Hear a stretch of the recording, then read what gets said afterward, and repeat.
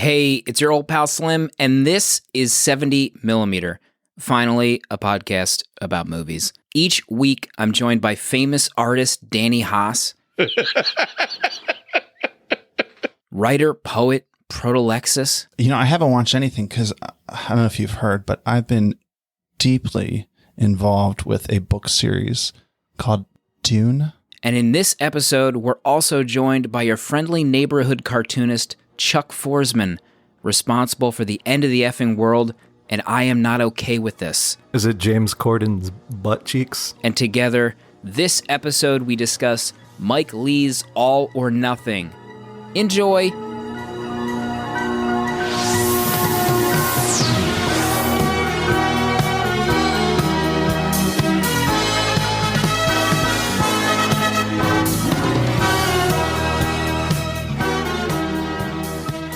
Right before we hit record, I finished watching Candyman for the first time on Netflix. I once was at a bar where the Candyman was drinking alone. Oh my. What's that actor's name? Oh, I thought we were getting into the paranormal talk here. My ears just perked up big time. I was at a Comic-Con in New Jersey hanging out with cartoonists, and in walks the Candyman. What's his name? Nobody knows. Calling him the Candyman. How many people you think were like, you were probably, should I elbow him? Be like, hey, Candyman, what are you doing? I might have. I had a few drinks that night. I remember standing next to him at one point. Chuck, what movies have you watched lately? Oh, man. Well, let me look at my Letterboxd diary. Let's see. Spencer Confidential, the new Netflix Peter Berg, Mark Wahlberg, John. What do those two have on each other? Honest to God. I think they're having fun. That's what I think. Just two friends having fun. I think they're best friends. And that was okay. But I also watched two other interesting movies. Mikey and Nikki, which is Peter Falk and John Cassavetes in the 70s, just being... It actually kind of relates to this movie that we're talking about tonight, because it's like a New York 70s kind of improv-y type thing where they're just like two creeps. One thinks the mob's going to kill him, and it's like over the course of one night where they're just like hanging out at bars and like trying to get away from this hitman and stuff. Yeah, it was pretty good. All or Nothing, 2002 is going to be our movie later. Oh my God. Huge choice by you. Yeah. Michael Leigh. Michael Leigh. I had to Google how to pronounce his last name because it's got one of those funky spellings. Michael Leigh. Leigh. Not to bring James Bond up again for the 7th episode in a row. I just watched. It's not about James Bond. It's about Christopher Walken. A View to a Kill. Christopher Walken was the main villain. Nobody talks about that anymore. Nobody talks about it. I had no clue. You know what I did when I saw that you watched that? I went back and to see what movie did Christopher Walken do directly prior, because it's always like a big hit movie, right? For the Bond villain. And then they like star in the next Bond. And it was The Dead Zone. Oh, wow. And that kind of makes sense. I haven't seen it, but I watched the trailer and I was like, okay, maybe I'll put this on my list. What about, that's the one with Grace Jones, right? Yes. That's what I always think of when I think of that movie. I think that was the first time I ever saw her as a little kid. And I was like, wow, look at that woman. New feelings for me. Something awoke. Yes. Something has awoken. I do recommend The Dead Zone. I just rewatched that, and that's very good. That's isn't Cronenberg direct that movie? Yeah. Stephen King book. The master of horror himself, Stephen King. The master of horror and now Twitter. Get off Twitter, Stephen. Danny, did you watch anything this week? I finally finished another Bond movie on Her Majesty's this week. Congratulations. It wasn't as bad as I thought it was. It's fine. It's a fine Bond movie. I liked Lazenby as Bond. He was good. I love the ending. There's some middle bits that I could not get through, but it's not as bad as I thought it was going to be. It was good. I'm glad I've seen it. Are we allowed to talk about how you're watching The Terminator? Is that public knowledge? I just threw it on. I threw it on today. I needed to watch it. It's been a while. So I was kind of going through them again because I want to watch Dark Fate. And I was just kind of building myself. Is that what it's called, the new one? Yeah. Just kind of building myself up to psych myself up to watch it. So I was going to watch this in 2 and then jump into Fate. Don't miss T3. Because doesn't Fate take place before 3? What's going on? If you're going in storyline order, yes. They ignore 3 and 4 and 5, right? T3 is a classic. Yeah. So you just have to watch 1 and 2. That's what I was going to do. Proto, don't start off like this. Proto, what did you watch this week? I haven't watched anything because I don't know if you've heard, but I've been deeply involved with a book series called Dune. I'm on Arrakis right now. I was literally just absorbing the final pages of Children of Dune before I logged in to do this show. So I've been in a different world, a world of literature, of books. Haven't had time for film. Wow. It's a good thing we have a film podcast. Yeah, it's good. We are doing the movie Dune in a future episode. We just updated our official set list for this podcast, added a few. Dune was already on there for people that don't know. You can find that link in the episode notes on Letterboxd. David Lynch. Ever heard of him? Yeah. I just watched David Lynch telling the story about visiting George Lucas when he was being interviewed for the job to direct Return of the Jedi. And I'm listening. There's it's just on YouTube. It's like a 5-minute video of him being interviewed somewhere. And oh my gosh. And he clearly just didn't want to do it, but he was like, "Well, I like George. I respect what he does. He makes the movies he makes, and that's what I do. It's just that George's movies make millions of dollars and mine don't." But he tells this weird story about he has this headache going into George's office, and the headache just gets stronger and stronger. And George takes him out to lunch in his Ferrari to this place that only served salads. And the story ends with David Lynch panicking and running into a phone booth, calling his agent and saying, "I can't do this. Don't make me do this." Hey, I know this great salad place. I can take you there in my Ferrari. What do you think about that, David Lynch? They only had salads. What could have been? What could have been, just real quick, we just mentioned Letterboxd. It's our preferred social media site. It's definitely the most positive one out there. And every week, if you share the show on social media and tag us, you get entered to win a free year of Letterboxd Pro. No third-party ads, a bunch of extra features. So this week's winner for 1 year of Letterboxd Pro, letterboxd.com, is Brand Bryson. Truth written on Twitter. Congratulations. Thank you for sharing the show. Congrats. Wow, that's amazing. The response to last week's episode of Portrait of a Lady on Fire was insane. Danny's art was also insane. How about that art, huh? Thank you. I think at one point, our producer Dale had 3 laptops open just to handle the interaction that was coming in online. It was unreal. Stupid. No time for tabs. He's an amazing producer. Thank you, Dale, for fielding all the...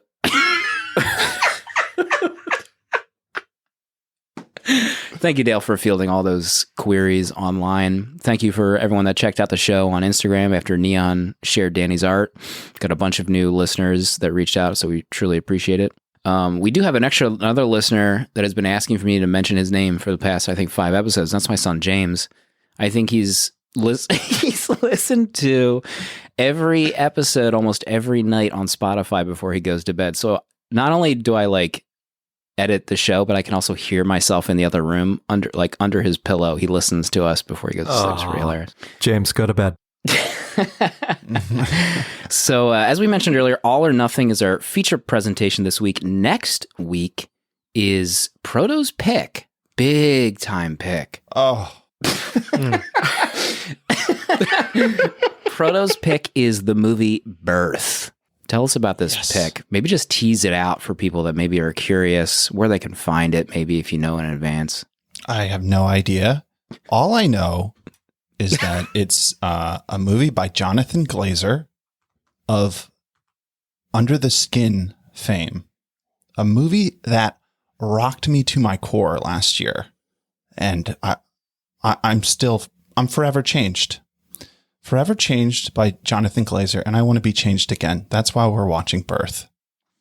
I got to watch this movie. Mm-hmm. Is this Nicole Kidman? It is. Yeah. Okay. Yes. Yeah. I remember when that came out. She marries a 10-year-old. Oh boy. Is that this movie? Or is that a different one? That's what the trailer told me. This one actually is similar to how we watched All or Nothing. It's on a streaming service that's free with ads. It's on Vudu for free. So if you want to watch that while you're working from home due to the pandemic, you can do so. Can't wait to see it. It's Proto's pick. Hopefully we have that kind of religious experience that Proto had during Under the Skin. Mm. After we get into All or Nothing, just a reminder too, you can email the show 70mmpod@gmail.com or leave us a voicemail 267-409-6983. Proto, do you want to guide us into our movie of the week? All or Nothing is a window into a morass of depressed lives. Phil and Penny live in an apartment in London with their 2 children, Rachel and Rory. Phil drives a minicab when he can muster the will to get out on the road and work. Penny is a cashier at the local grocer. Their daughter, Rachel, works at a nursing home. Their son, Rory, watches TV. The complex also houses other characters who intertwine with the family. And scene to scene, we peer into their lives as they trudge through each day, managing the burden of bills, jobs, responsibilities, and relationships. In a world that is bleak, is there anything beyond the seemingly repeated days of now? Good heavens. Wow. My God. Did I just watch the movie again? Can we get Mike Leigh on the horn? Orally? Just one comment before we get into this. I saw Danny's art for this movie. Unreal. Oh, I can't wait. Unreal. Is it James Corden's butt cheeks? In the sweatpants? Can we tag him in? It's him laying on that couch with his dirty ass socks hanging off the side of it. White nylon Jordan warm-ups. Oh boy. If I can take this opportunity just to thank you guys for having me on, this is an honor. Thank you. Oh man. I was trying to think of a good nickname for myself, like something like the 71st millimeter. That's as far as I got. Didn't you know? And then he stopped. I've been thinking about that for weeks, by the way. Thanks for laughing. So yeah, I picked this movie because I started watching some Mike Leigh films I'd never seen, and he's got like 30 films plus a bunch of TV teleplays, they call them, that he made for like the BBC and Channel 4 in the 70s. So there's a ton of stuff to watch, and I was sort of reminded about how important of a creator he was to me, and I think I learned a lot about the way I tell stories in my comics. Because just to give you a little lesson on how this guy makes movies, there's a script, but it's very bare bones. There's maybe like a list of scenes. But where like the majority of the work comes in is he gathers his cast, and he works with a lot of the same actors and stuff, and they, he has a general idea of characters and stuff, but they create the characters through improvisation. So they like play around and rehearse for weeks and weeks before they shoot. And he finds the story through this, it's almost like sculpting. It's like, and the actors, it's like, there's a lot more on their shoulders, I feel like, cause they're almost tasked with creating like whole like human beings that they're inhabiting, as opposed to just like one facet that, you know, whatever the script is calling for. And so it's like this cool process that he does where it's like he says himself sometimes he doesn't even know what the movie's going to be about until like they're in it shooting, you know, and just improvising and stuff. And yeah, this All or Nothing for me is sort of, I haven't seen all his movies, but to me, it's the ultimate sort of, he's done a lot of movies centered around poor families and like working class project housing. That's sort of Mike Leigh's bread and butter. And this one to me always was like, it's a little bit easier to watch because it sort of has an upward trajectory. It starts out, it's really tough to watch these people living their lives and the daily grind and how they're just disassociated from each other. But it ends on a light note, or a more hopeful note, which I really, this one really hits powerfully for me. You mentioned, before I reveal my emotions, you sent us some links about Mike Leigh interviews ahead of time, and I did watch them, and he hit on a couple points that, as I was watching it, I totally saw parallels with your stuff. Like I could see like, oh, this really connects with a lot of Chuck's writing. There was a couple lines he said in one of the interviews specifically about improvisation. He said, all art is a synthesis of improvisation. And you essentially said already, but like you start not realizing where it's going to end. And I know I've heard you say that several times about a lot of your books, where you start it and then you'll just see where the wind takes you with the storyline. So I did want to say that his interviews where he explains his process was really fascinating. This is another movie where I'm actually starting to enjoy not watching trailers for movie. I feel like producer Dale, it refuses to watch trailers for like big events, but I didn't watch anything about this ahead of time. And Timothy Spall is the lead. I think I called him Rat Man last episode. Man. So disrespectful. Might have been another moment last week where I could have screenshotted Danny's reaction.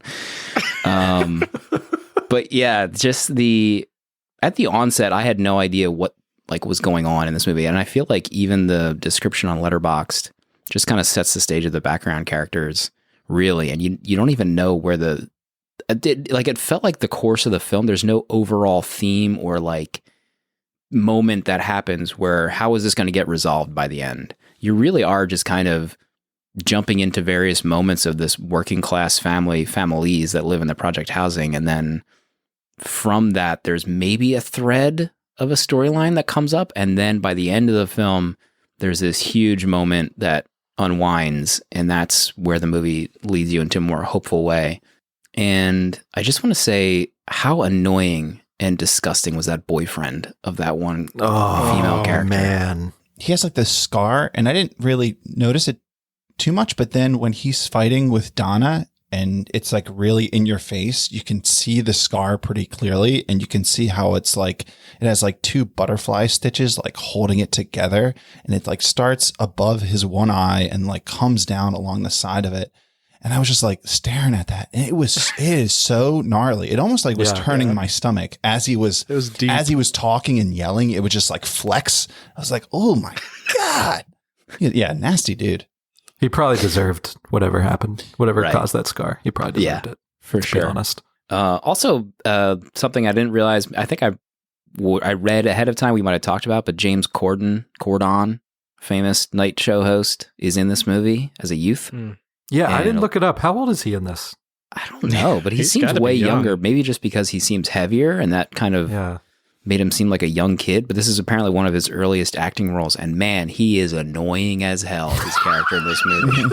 Holy Lord. Smack the S out of him. The role he was born to play, probably. Over outside of this country, he seems to have quite a negative perception. I don't really have seen him. I don't watch his show that much, so I'm kind of just out of the loop. But he plays the son of Phil and Penny, and he seems like a child that has never been disciplined whatsoever, and he just like yells and screams and. So he's older. Yeah, but you're bigger. Why are you taking his side, Mum? I'm taking his side. You fucking are. I swear. Yeah, it's all right. I got my key. on? What's she doing? I don't know. She's probably on the toilet or something. What's wrong with you? What's wrong with you? You know, he actually is kind of becomes the crux of the ending of the movie. He gets a heart attack because of the way he's been living. He's obese and he has a heart attack. And then later in the movie, the characters eventually come together. But some of the things I wrote, I don't really want to say overall yet what I thought of the movie, but drinking in this movie looks just as fun as smoking to me. Like every time one of these characters had a beer, I just felt so unsettled. It was just like the most unattractive thing you could possibly do. And I think it just connected with the lives they had. And that's not to meaning to talk down on them, but all of these characters just had lives that they've been through the ringer. Like every one of them has been through the ringer. The cards they've been dealt are not ideal. And when they get home or when they drink and when they smoke, like my next line after this is, OMG, these lives suck. Like I just felt so connected with them and depressed, just kind of being connected with their life in so many of these scenes. And I can't remember a movie that was all of that in a long time that I've seen. Really? That's funny that you say that, because the scene where Phil and Ron go to get a beer, I was like, dang, those beers look good. That's the one. No, I was thinking that same scene. That's the one scene where they're sitting in the pub with those giant glasses. And I'm like, that looks kind of fun. Yeah, especially if like they have this job that they don't really want to do, possibly, and it's a long day. And then I just imagined that like every day that's what they do. They go to the pub. And then at one point, there's a scene where he's going around to his family and he's collecting money to. Oh man! 20 minutes into this, I was looking for subtitles, just to be honest. But they weren't available to me. And that scene, I didn't know what was going on. I thought he was collecting money to go to the pub. That's what I was thinking was going on in that scene. Yeah, and it's like, oh my gosh, he's like asking his daughter, and then like they're asking for like. He's like, where's your purse? And she's like, oh, it's downstairs. And he's like, oh, don't get up. I'll go get it. I'll bring it back. And then, she gives him a bill. And then he's like, oh, can I have the change too? And I'm like, oh my gosh, dude, is this like every Friday? But then thankfully it wasn't to go to the pub. It was to pay his, I don't even know what it was paying, but he was paying like his employer's. I think it's fair. His radio rental. Oh, okay. Yeah, radio rental. He's like a taxi driver. So he pays like a little office that, radios all the cars together and gets them jobs. So. Yeah, heartbreaking stuff. Yeah, there's some heavy stuff. I actually wrote down that scene as one of my favorite scenes of the movie, the collecting of the money scenes, because I feel like that scene perfectly spells out who each family member is to him. And it's like this, like when he goes to get the coin from under Rory in the couch, he fights him tooth and nail for it. And then he goes to his daughter, and she willingly like gives him the money like it's nothing. And it's not nothing.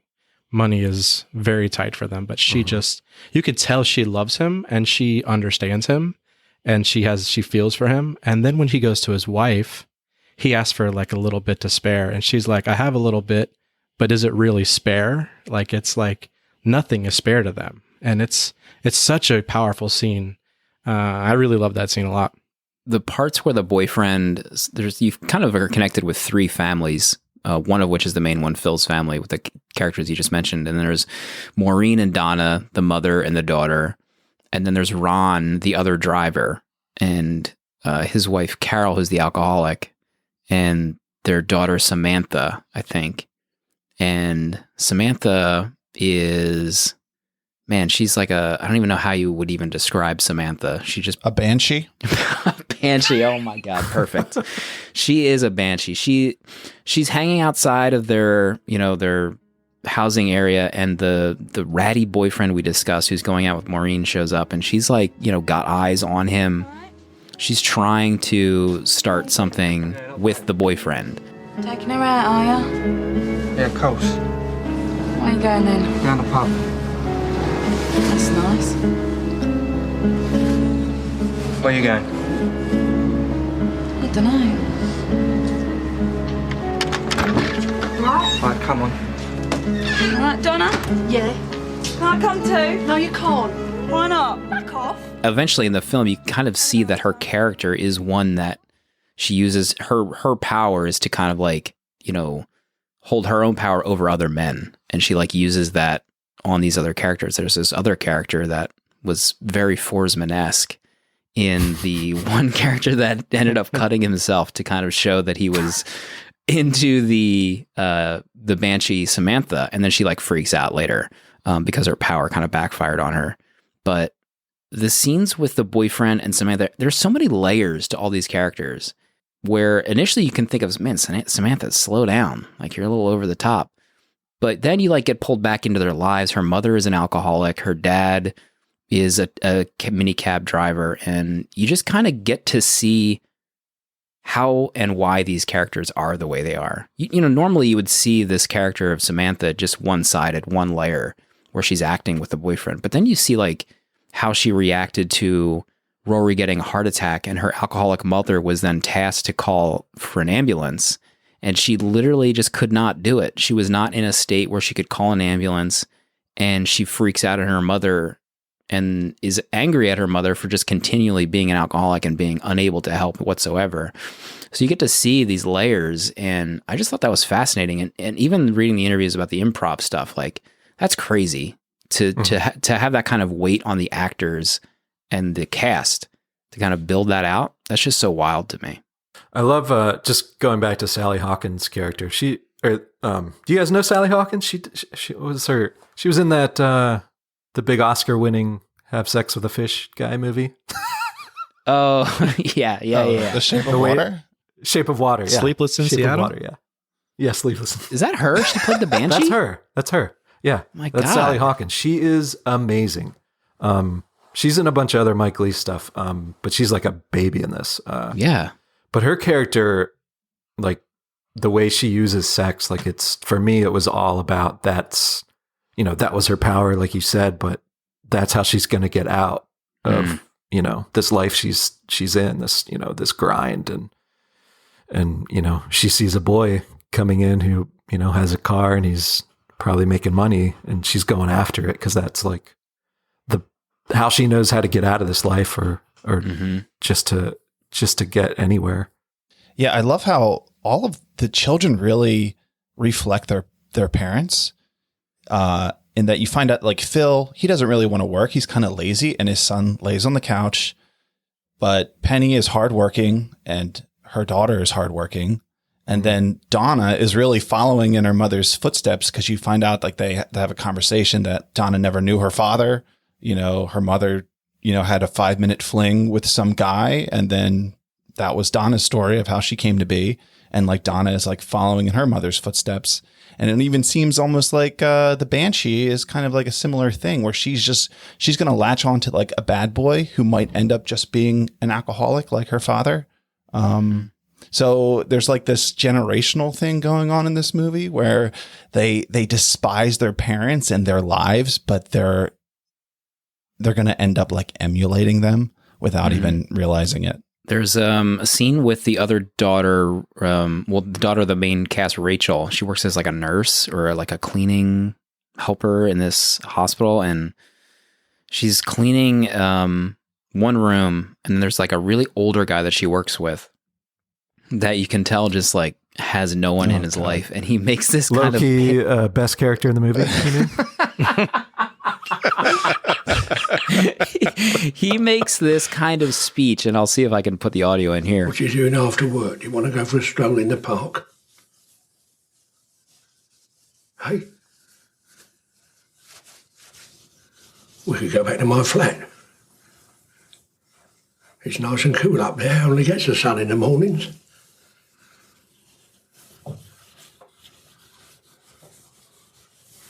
Sit on the bed. Watch a video. What do you think, eh?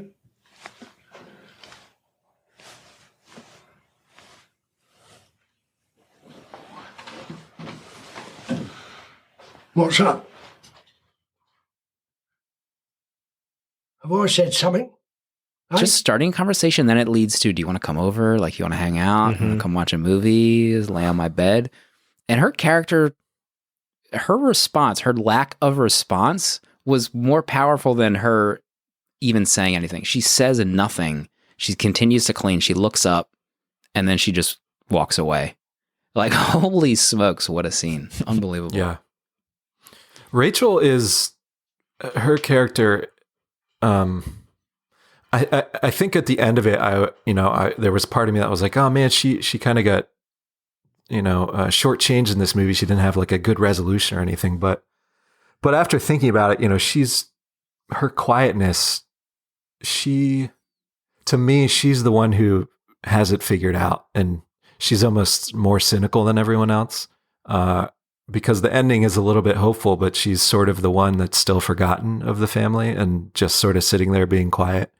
And I think because she knows, this is temporary, this happiness, like it's, we're not, this is still the grind, I think she's a little bit more wiser, and her quietness says a lot, I think, and especially in that scene, Yeah, that was one question I had at the end, which we'll still get to, but I was really focused on Rachel's reaction or non-reaction to the end of the movie. And you can almost see like the mother realizes it too, because there's that kind of extended shot of the mother coming back to reality a little bit. And then the movie ends and I was like, God damn. So Rory gets a heart attack and the course of the movie kind of takes shape. Phil is driving while this is happening, and who did he pick up for that fare? Like, what was that woman? I kind of missed the storyline. I think she was French, and she I don't know. She looks like, I don't know. Is there like a villain from a Pixar movie or something? She kind of looks like she looks like the costume maker Edna from Mode. Incredibles. Yeah. Edna, yeah. That lady. Those bangs that she had. Oh my! Were those the worst bangs you've ever seen in your life? I couldn't get past those bangs. Yeah, but she was like holding this, like, it looked like an expensive vase or something that she was bringing to a client or something.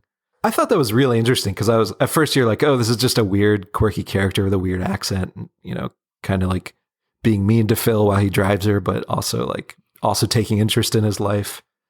And their conversation went in a way that I felt like she was the catalyst for what Phil ended up doing, is turning off his radio, turning off his cell phone, and driving to the sea to stand on the beach.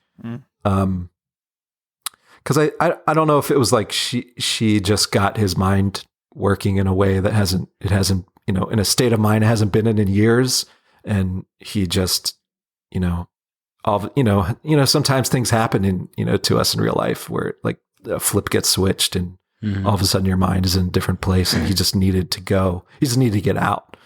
And in a weird way, I feel like that character was like a catalyst for that moment. I don't know if that. Yeah. And then true. They had this kind of deep, almost, deeper than normal conversation for Phil about what love is and how you're kind of like half whole and you need to find that person that makes you whole, essentially. And after their conversation, he does shut off his radio and he drives to the beach. And just kind of, you're wondering what his plan is at that point. You're alone in front of a desolate beach. Like, what's going to happen next? This movie, there was, I think we might have, obviously people are recognizing it, but this movie is depressing. Like, yeah, it's straight up depressing, like scene after scene. And then also, like, you're watching a scene and you're like, oh, this sucks. This person's life sucks, whatever. And then throughout the whole movie is lathered on top this like droning music of like despair that like hits you like a wave after every scene. And there was like so many times where I just kept saying to myself, like, this effing movie. Like, I was just like, felt like I just kept getting more and more like depressed as I'm watching this. And the swelling like strings, just like hitting like these very depressing notes over and over and over again, and just like pounding into you.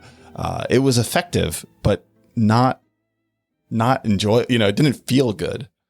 Right. It's I think it's like a different kind of, I don't want to say entertainment, but experience maybe. Like the music, it just felt like it was the same chords on everything. Like, it didn't even seem like it was a full piece of music. It was just like that. Once it hit up, it's like, oh shit, it's back. The music is back, and it almost just felt like a TV movie score, like it like did, from the yeah, 70s or something. yeah. It actually, when I was watching it, I thought to myself, this feels like some kind of Showtime limited series or FX series. Just maybe the color palette itself lent to it and the characters. But well, his son has that heart attack when his phone is off, and his wife is freaking out about how he can't get in contact with him. And they eventually reconnect. He turns his phone back on. He's on the road. His wife's wondering, like, where the hell were you? Why was your phone off? And she's pissed. And they meet back up at the hospital. And the wife, like the course of the movie, their wife has kind of like obviously kind of been digging into Phil. And sometimes Rory, I kind of felt like she just let Rory do whatever she wanted, but Rory gave it back to her instead.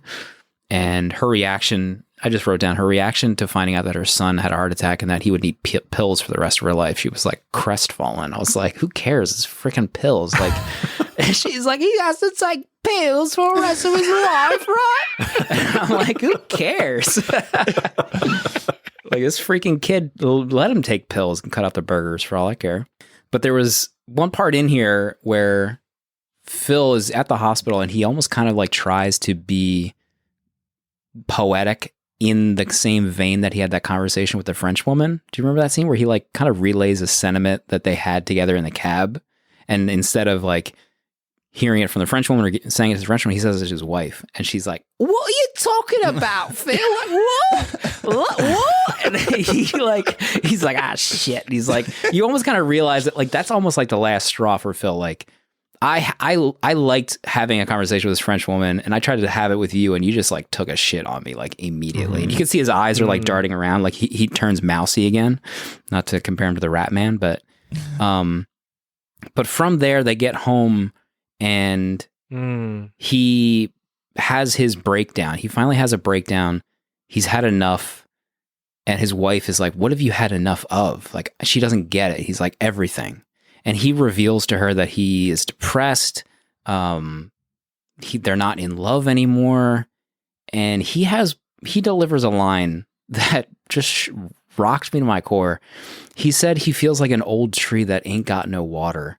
And this whole sequence was, in my opinion, cinematic perfection between two people that were once in love, that have not communicated whatsoever in a healthy way.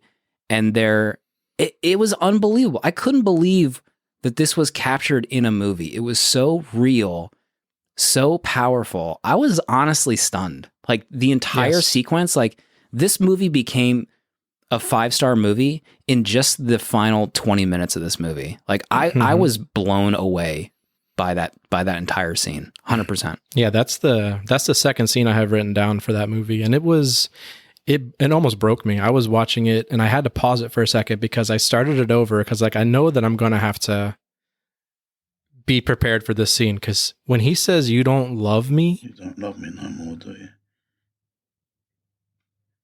What? You don't love me.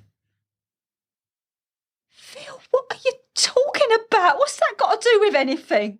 and she's like, "What's that got to do with it?" And he's like, "It's got everything." And I'm just like, "Oh no. Oh no." He's like, "You haven't loved me for years. You don't like me. You don't respect me. You talk to me like I'm a piece of shit." And I'm like, "Oh my gosh, let it out, Phil." It's such a good scene. And she's like so taken back because they just had their son have a heart attack. And then he drops years of bottled up resentment on her. Mm-hmm. And it is an amazing scene. And then, and then there's like a sort of a break, and she goes up. She sees Rachel had been listening from the stairs and walks her up to her bedroom. And then Rachel, who probably hasn't said 2 words in the movie, says, "Mom, you do talk to Dad like that." Yeah. And she takes his side. And it was just like, oh, and it kind of sounds like everyone's ganging up on Mom in the scene, but it's not how it's so emotionally complex. Like, it's like you could read this as like, oh, he's being a baby. Like, his son's in the hospital. He just had a heart attack. What are you complaining? Why are you upset? crying like a baby over this stuff, but it was just, I don't know, it was just this tragedy that made him open up, and thankfully it made Penny open up. And just, God, just imagining them working through that and creating that scene, like, I don't understand how that's done to that emotional complexity. Like, that is just, it was just like, I had goosebumps just listening to you describe it again. Cause I watched it again last night, and I was just like, oh my God, this is, this whole movie is like in this moment. And, yeah, when she comes back downstairs and they pretty much reconcile, like she kneels in front of him and takes his hand, man, that is so real. Like, I've had that fight. Yeah. If you've been in a relationship long enough, you've had this experience where it's like, all right, we're both like, we want to come together, but you almost don't know how because you don't want to be vulnerable. And, and somehow it like coalesces where you both, you finally come together. You both finally drop your armor. Yeah. Yeah. It was beautiful. It's a beautiful scene. The other scene that I wrote down where he says, I love you, and she's on her knee and she doesn't say anything. She just kisses his hand, and she doesn't say, I love you back. And that's okay. And it showed that like they have so much work to do. Yeah. But she's buying in, she's willing to do the work.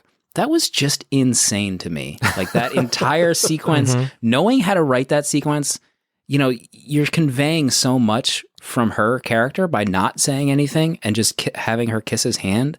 I was just so stunned by it. Just unbelievable. And coming into this, the only thing I knew of Timothy Spall was his Peter Pettigrew from Harry Potter. So that's my like impression of this man's, range of acting. But he, in this movie, like as a character, he goes through like this major life crisis, and there are so many scenes where he's not saying anything that Timothy conveys so much with his eyes, and it's so powerful. Like he's a powerful actor, and it's fascinating because I've only known him from Harry Potter, but now it's like I need to go back and see what more this man has done because he's amazing in this movie. I love all the details, like Timothy Spall's characters, like they had him grow his hair really long. So he had this like long greasy hair that was like always in front of his face, sort of like, it was just this like messiness that he was always sort of like fighting away. And it just like, it worked for his character so perfectly. And how about before the next day, she's like, do you want to go to bed? And she's like, yeah, we have a big day tomorrow, busy day tomorrow. His hair that next day and her, his hair.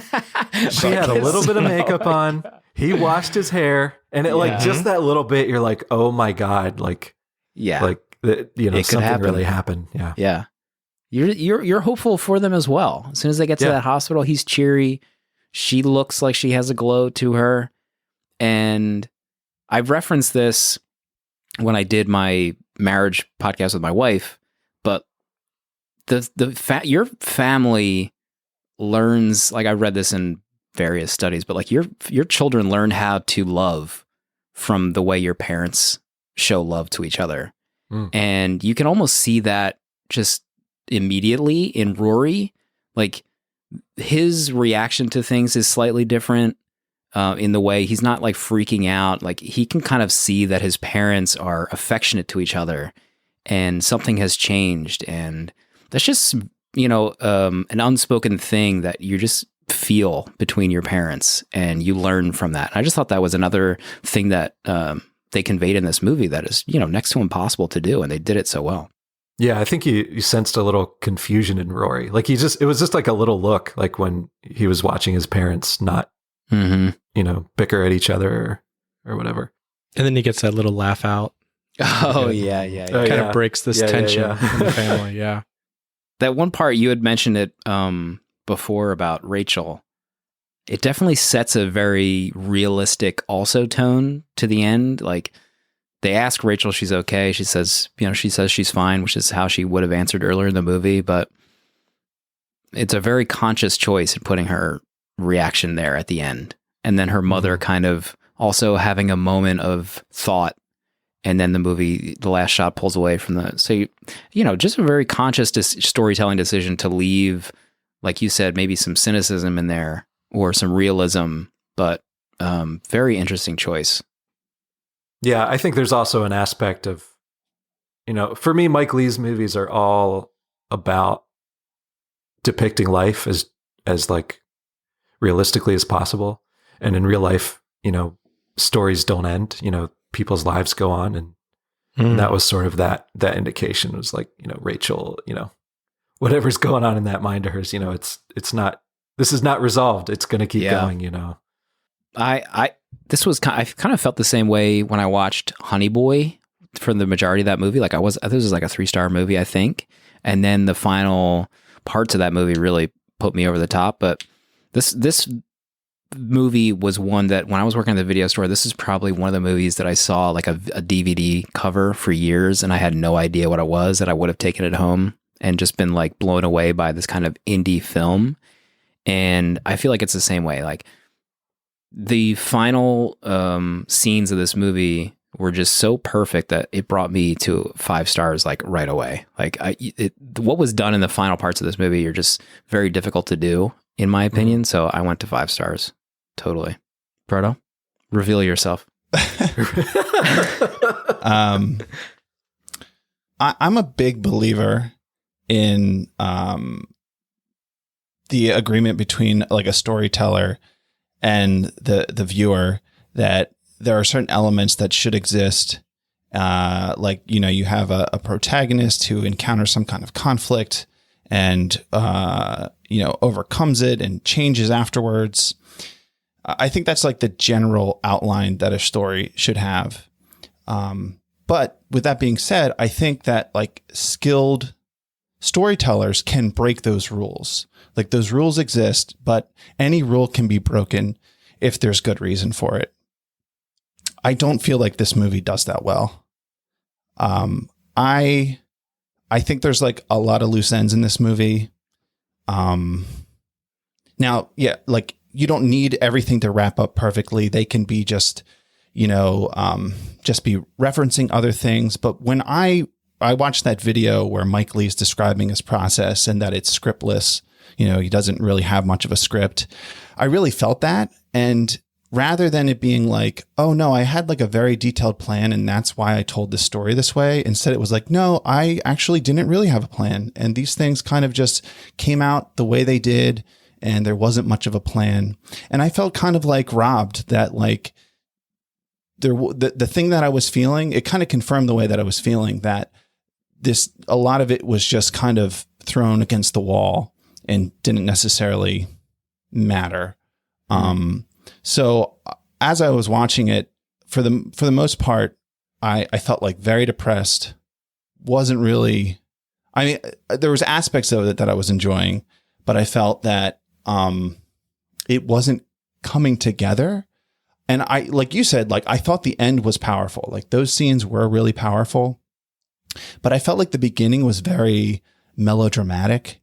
But then there was also this thing that like, I didn't believe this world that he was depicting. Like I didn't believe that this existed. It all felt too convenient to have these characters all experiencing like these conversations and these arguments one after another right next to each other. So I don't have that life experience. So maybe it's like that, like every day is like this for certain people, but I just couldn't buy it because I don't experience that. And I didn't think that other people experience it in the same way. So I didn't think this world was real, the way that he was showing. And a lot of the conversations and the fights, there were so many like fights, and I was like, yeah, we get it. Like people fight, but it just didn't feel authentic to me. So, and then it's like, okay, you can do those things, you can break rules, but there has to be something that behind it to replace it, or make it worthwhile. But like this movie alone, like it didn't feel like a beautiful movie, like the cinematography or like the music, or there was nothing there behind it to like elevate it in my mind. So it's no Little Women 1994. It's no Little Women 1994.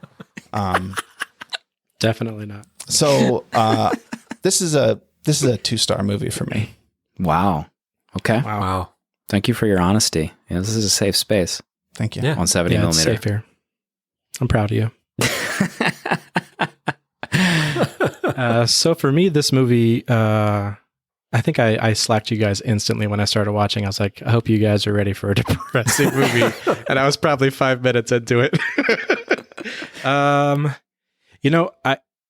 I think what Mike Leigh was, it's funny because after watching the videos that Chuck sent this morning and knowing his process and, the synthesis of improvisation is order and all that kind of stuff. And he quotes Picasso and he says, if you know what you're going to do, why bother doing it? And I like that kind of approach to art. And so I feel like on the surface level, he's making this depressing movie, but it also feels like he really loves these characters.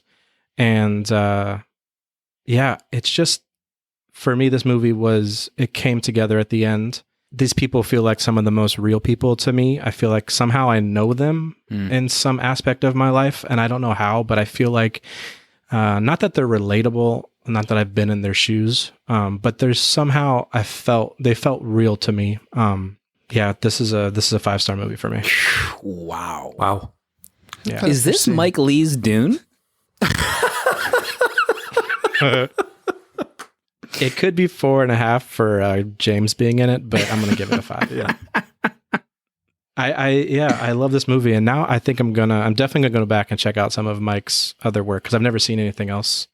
And I'd seen that one of his films was Timothy Ross, and all I know is Commissioner Gordon. What's his name? Gary Oldman. Tim Roth. Gary Oldman. Oh yeah, Tim Roth. That's Meantime. Tim Roth. Yeah, I just watched that one. That movie looked really good. I read that, or I saw that it sprung their careers. So, should I give a star rating though for All or Nothing? I wasn't sure if I should step into that territory. Absolutely. Is that host only? Please step. Yeah. Please step. All right.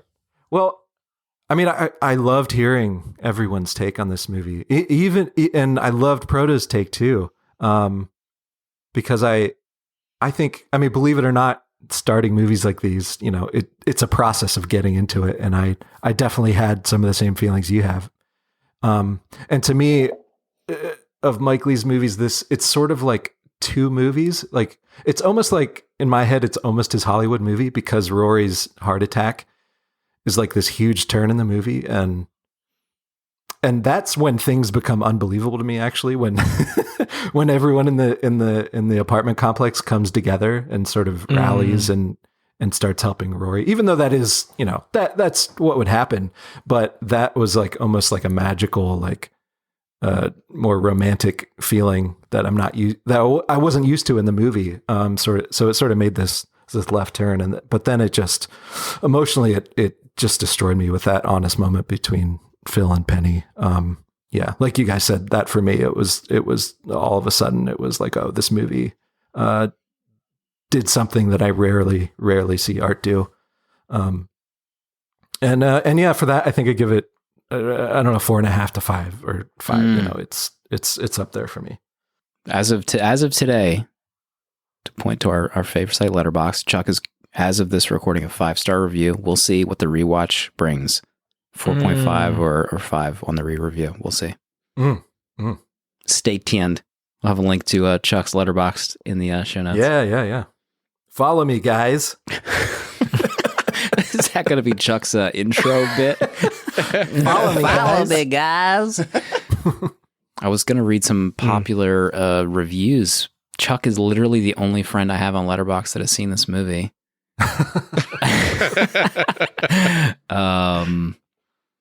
Yeah, some of the reviews that are kind of raised up by Letterboxd's algo are pretty long.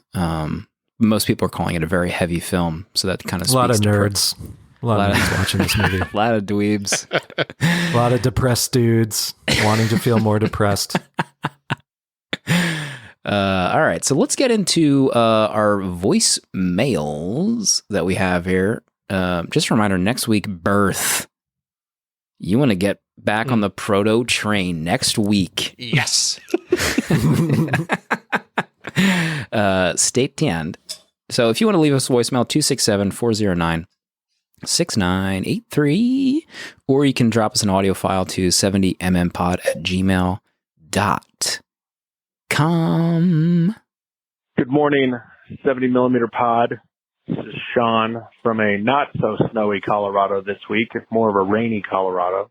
took you guys' advice, making sure to call Thursday before you record. Thank you. It's shortly after midnight for me. Anyways, just wanted to get to it. This isn't really going to pertain to the movie you guys are talking about because I haven't seen it. But I feel like that's fine because I still like listening to your guys' reviews and hearing you guys talk about these movies because once I hear other people talk about it, it kind of intrigues me to go and see it and then see if I can pick up on the things that you gentlemen talk about.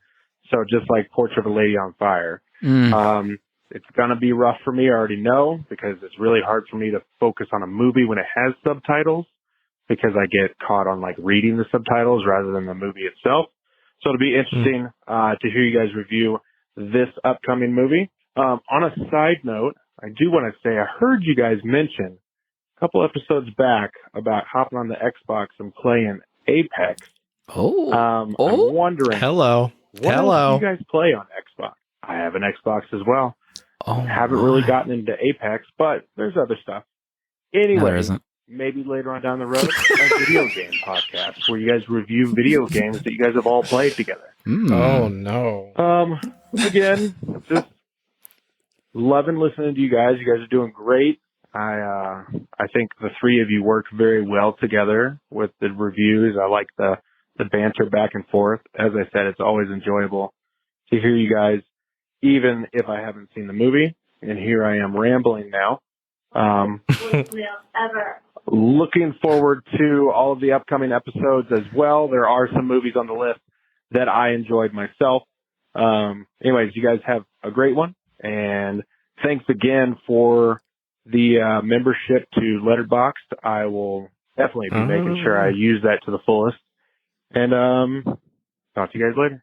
Bye. Thank you, Sean. Sean, your first mistake was thinking that Apex Legends is a game. I tried to take a hiatus from Apex Legends. You know what happened to me? No. You ever hear of terrorism? I was stalked. I was hunted online for weeks. I was living in a cave, at a digital cave, trying to hide from these two. Beware. I remember the day Proto said he thought he needed to take a few days off. And I never felt more disgusted by reading a text in my entire life. Sean, the good thing about Portrait is I think it's a great movie to have subtitles. There's a lot of good pacing with the reading and viewing the movie. So I think you'll have a good time with it. So I think you should definitely give it a try. A lot of staring and breathing. So you'll have time to absorb.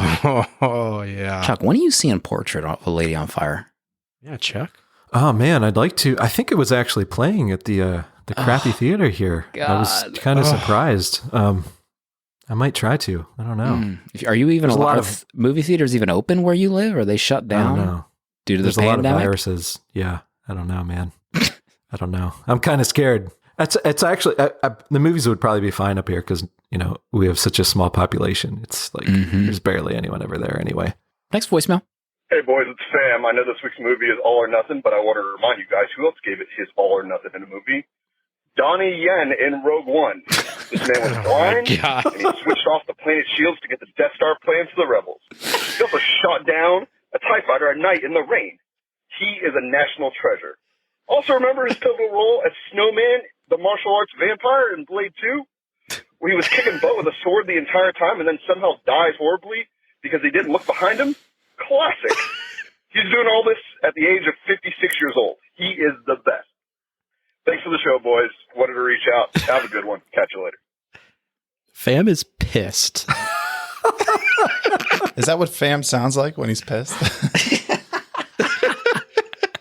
We set something off during the Rogue One episode when I personally trashed Donnie Yen's performance in Rogue One. I'll take the full blame. That's fine. Maybe Proto we can have take to the blame for Darth Vader. I'll take the blame for Donnie Yen. Maybe we have to revisit Rogue One and do it again. 1 year later. I still haven't listened to the episode, if I'm going to be honest. Thank you. Oh, wait, Chuck. I referenced your review. I referenced your rating on Letterboxd during that episode. Oh, really? To be honest. Oh no! What did I say? Did I actually I think Give you a just review? gave it a star. I think you just gave it 1 star, no review. Oh man, I'm sorry, Danny. It's okay. It's okay. That 1 star might All have or been for nothing Donnie Yen. brings us together. Yes. Yeah. Yeah, for everyone that's said, Sean and Fam said it's not about All or Nothing for their voicemail. You still have time to watch it. Highly recommend it. Next voicemail. What up, 70mm? Caleb calling. Just leaving from McDonald's, picking up some food from McDonald's. Because I'm not scared. I can't tell if my close personal friend Chuck Forsman is going to be on the show or if he just recommended this week's show. But either way, love you, Chuck. I love you, Caleb. Other than that, I don't really have much to say to you guys. Love you, Chuck. All right, bye. I love you again. Thanks for that. Thanks, Caleb. Passive-aggressive voicemail, Caleb. Amazing. Appreciate it. You guys have the best fans. I think we do have one more voicemail to get to here. So this was an audio file sent to our email. Hello, gentlemen of the 70mm podcast. This is Erin. I was talking the other day to my running partner about how I wish that there was a podcast out there about movies. And he was like, oh, wait, there is one. And so that's how I found you guys. And I've spent most of my week going back and listening to every single episode. And I just wanted to take a minute to agree that Proto is correct. The 90 Little Women is the absolute best, like the best. And if anyone doesn't agree with them, honestly, their opinion really just doesn't matter. Also, not really sure if you've heard of it, but The End of the Effing World, the show is fantastic. And I don't know if you've read the graphic novel yet. If you haven't, you definitely should, because it's amazing. Wow, Aaron, thanks for the voicemail. Oh my God. Aaron. Unbelievable. Aaron, you made Proto make prayer hands, by the way. Which, by the way, I got a screen grab of, so don't worry if you forgot to do it. I love when I hear truth. Just pure truth. Yeah. Truth hands. Yeah, a lot of people were hitting me up. You know, who's this Chuck Forsman guy? What's he done to get on the 70mm pod? They were pulling me aside at the office, you know, before the pandemic hit. And I was like, you ever heard of comic books? You ever read them? The End of the Effing World? Slasher? Huh? When is Slasher hitting streaming service? Chuck, can you break news right now? Oh man, Slasher? I can't. Do it, Chuck. I can't. I can't break news.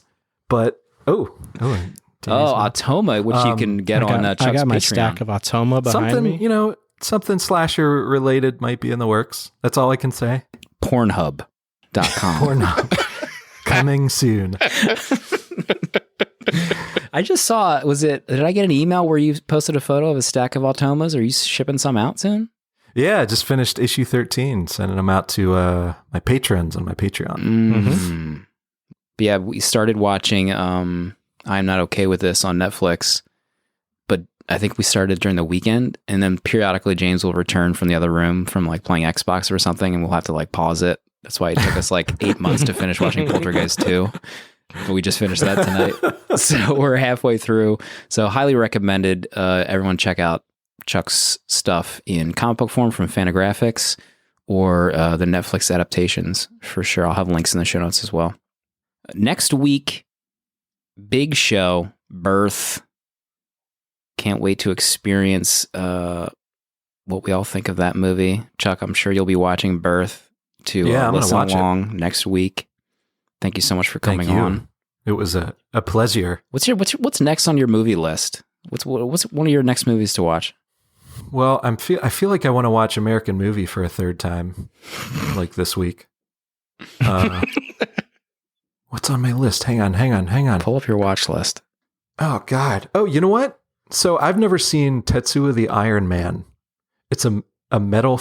Okay, this is the description. A metal fetishist driven mad by the maggots wriggling in the wound he's made to embed metal into his flesh, runs out into the night and is accidentally run down by a Japanese businessman and his girlfriend. The pair dispose of the corpse in hopes of quietly moving on with their lives. However, the businessman soon finds that he is now plagued by a vicious curse that transforms his flesh into iron. Oh my God. Oh my God. Part, are you going to watch that one? Whew.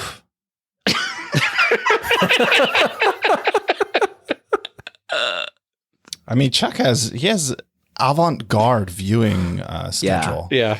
You know, I reference this in our Slack as well, but I say this about Proto is that there's two constants in life: death, taxes, and not being able to predict a Proto letterbox review. But I can say this exact same thing about Chuck. I think you both are very similar in that way. We're both annoying in that way. Two sides of the same coin. Exactly. All right. Well, we're gonna wrap up. Thanks everyone for listening. Chuck, thanks for being here. Proto, Danny, always a pleasure being with you both. Pleasure. Check out Danny's art if you're listening in Spotify, if you haven't already, or in Pocket Cast or our website. Thanks everyone for watching and listening. Thanks everyone for listening. Leaving that in. Goodbye.